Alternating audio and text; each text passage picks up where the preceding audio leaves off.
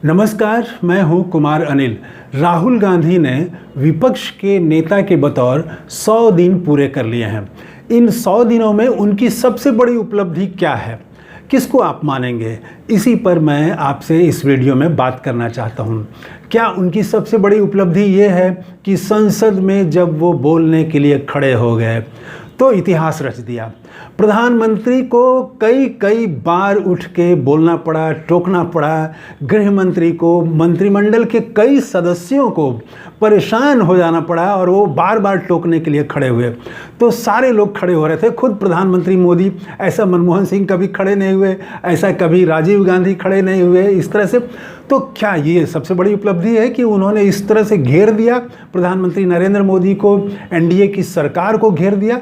क्या ये सबसे बड़ी उपलब्धि माने, या ये सबसे बड़ी उपलब्धि माने कि लोकसभा अध्यक्ष की भूमिका पर भी उन्होंने इस तरह से सवाल खड़ा किया कि पूरा देश ने देखा कि कैसे भेदभाव हो रहा है विपक्ष के साथ में? तो क्या वो सब उसको माना जाए सबसे बड़ी उपलब्धि? क्या जनता के जो मुद्दे उन्होंने उठाए, नीट का सवाल उन्होंने उठाया, लैटरल एंट्री में जिस तरह से सरकार पिछले दरवाजे से भर्ती कर रही थी नियमों का उल्लंघन करके, और उसके जरिए एक तरह से आरक्षण खत्म किया जा रहा था, इसके सवाल को उन्होंने उठाया। तो क्या ये सबसे बड़ी उपलब्धि है? उन्होंने कई और ऐसे ही सवाल उठाए, लोको पायलट का सवाल उठाया और रेल मंत्री से उन्होंने बात भी कराई। ऐसे कई सवालों को उन्होंने उठाया और खिलाड़ियों से मिले, अलग अलग तबके से वो मिलते रहे। तो मणिपुर वो गए, तो क्या मणिपुर का जाना उनका वो माना जाएगा? क्योंकि वो देश का एक हमारा अंग है जो 1 साल से ज़्यादा समय से जल रहा है, घाव है, और वो घाव अभी वो मिट नहीं रहा है, ख़त्म नहीं हो रहा है। वहाँ जाके मलहम उन्होंने लगाया। क्या उसको सबसे बड़ा उनका अचीवमेंट माना जाए? किस बात को माना जाए? तो मैं ये समझता हूँ कि ये सारी चीज़ें तो हैं और राहुल गांधी की उपलब्धियाँ हैं, और राहुल गांधी विपक्ष के नेता के बतौर उनकी भूमिका शानदार रही है। लेकिन अगर उनका सबसे बड़ा अचीवमेंट, अगर उनकी सबसे बड़ी उपलब्धि की बात हो, तो मैं ये मानूंगा कि उनकी सबसे बड़ी राहुल गांधी की जो उपलब्धि है वो है कि उन्होंने देश की जनता में एक भरोसा और एक विश्वास पैदा किया है, लोकतंत्र में विश्वास पैदा किया है।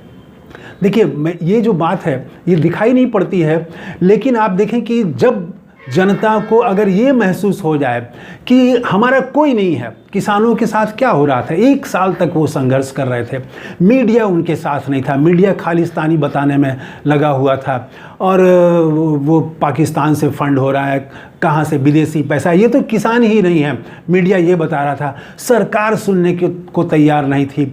कुछ किलोमीटर की दूरी पर ही प्रधानमंत्री नरेंद्र मोदी हैं, लेकिन एक फ़ोन तक उन्होंने नहीं किया। तो किसानों में ज़बरदस्त निराशा फैल रही थी। तो ऐसे अगर हर आंदोलन के साथ होने लगे, जनता के हर आंदोलन को अगर ये लगे, पूरी जनता में अगर निराशा हो जाए कि कोई सुनने वाला नहीं है, इस देश में कुछ भी नहीं हो सकता है, तो ये अगर ऐसी भावना पैदा हो गई किसी देश की जनता में, तो वहाँ पर अराजकता की स्थिति हो सकती है, वहाँ एनार्की आ सकती है। लोग तब वो उच्छृंखल हो जाएंगे। वो आंदोलन जो है, जनता का जो गुस्सा है, वो किसी संगठित आंदोलन के रूप में सामने आने के बजाय वो अराजकता पैदा कर दे सकता है। लोकतंत्र खतरे में पड़ जाता है। हमने बांग्लादेश में देखा, श्रीलंका में देखा, कई ऐसे देशों में हो चुका है कि अगर उनके पास कोई ऐसा रहे नहीं, केंद्र रहे नहीं, कोई ऐसा भरोसा नहीं रहे, कोई ऐसा चैनल नहीं रहे जिससे जनता को लगे कि इसके ज़रिए हम अपनी बात कह सकते हैं और मेरी बात सुनी जाएगी, ये किसी भी डेमोक्रेसी के लिए बहुत ज़रूरी होता है।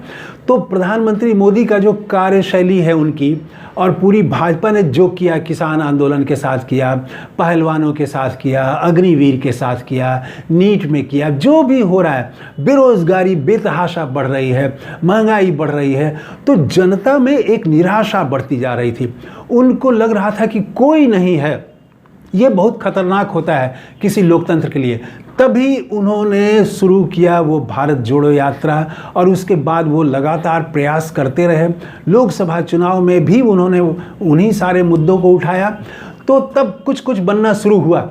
लेकिन लोकसभा में विपक्ष का नेता बनने के बाद उनकी भूमिका जिस तरह से रही, तो उसके बाद हम देखते हैं कि एक भरोसा, आप देखें वो वांगचुक, सोनम वांगचुक जब पैदल आ रहे थे 1000 किलोमीटर, और तो वो जब चंडीगढ़ में थे, रास्ते में थे, तो वो बीच बीच में वो रुक के लोगों से बात कर रहे थे। इसी दौरान राहुल गांधी भी अपनी जम्मू और कश्मीर यात्रा कर रहे थे।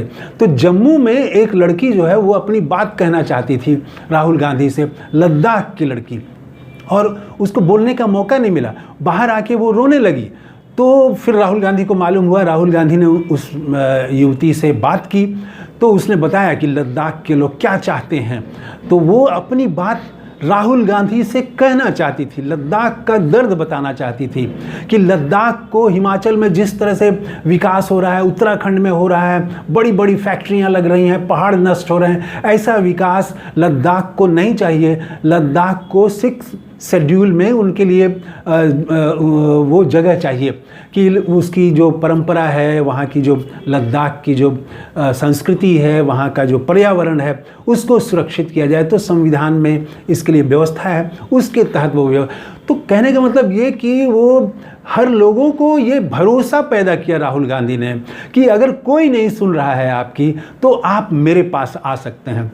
लोगों को लगा कि अब ये लगने लगा है कि राहुल गांधी सच्चा आदमी है, राहुल गांधी अगर बोल देंगे तो वो करेंगे, और राहुल गांधी को अगर समझा दिया जाए, अपनी बात बताई जाए, तो वो ज़रूर इस बात को उचित मंच पर उठाएंगे, मेरी समस्या का हल ज़रूर होगा। तो सच्चा है, ईमानदार है, लड़ने वाला है, जुझारू है, वो डरेगा नहीं, किसी से भी डरेगा नहीं, वो हमारी आवाज़ उठाएगा। तो जनता की आवाज़ बन जाना, जनता का भरोसा बन जाना, जनता का विश्वास बन जाना, मैं ये समझता हूँ कि राहुल गांधी की सबसे बड़ी उपलब्धि ये है कि उन्होंने एक तरह से लोकतंत्र को बचा लिया, लोकतंत्र में फिर से लोगों का भरोसा कायम कर दिया, और कि आपकी आवाज़ सुनने वाला कोई है, विपक्ष में है वो आदमी जो बैठा हुआ है और आपकी आवाज़ सुनेगा। यहाँ तक कि हरियाणा चुनाव में भी लोगों को, जो कांग्रेस के पक्ष में हवा है, उसके भीतर आप देखेंगे कि एक बात महत्वपूर्ण ये है कि लोगों को राहुल गांधी पर भरोसा है कि राहुल गांधी ने अगर कहा है तो वो ज़रूर हरियाणा के लिए ठीक करेगा, अच्छा काम करेगा। और अगर हरियाणा का नेतृत्व, अगर इनके राज्य के नेतृत्व किसी भी प्रांत में गड़बड़ करेंगे, तो ऊपर राहुल गांधी है, वहाँ तक बात अगर पहुँचाई जाए तो राहुल गांधी सही कर देंगे। तो ये भरोसा देश का जीत लेना, ये उनकी सबसे बड़ी उपलब्धि है, उनकी सबसे बड़ी कामयाबी मैं मानता हूँ।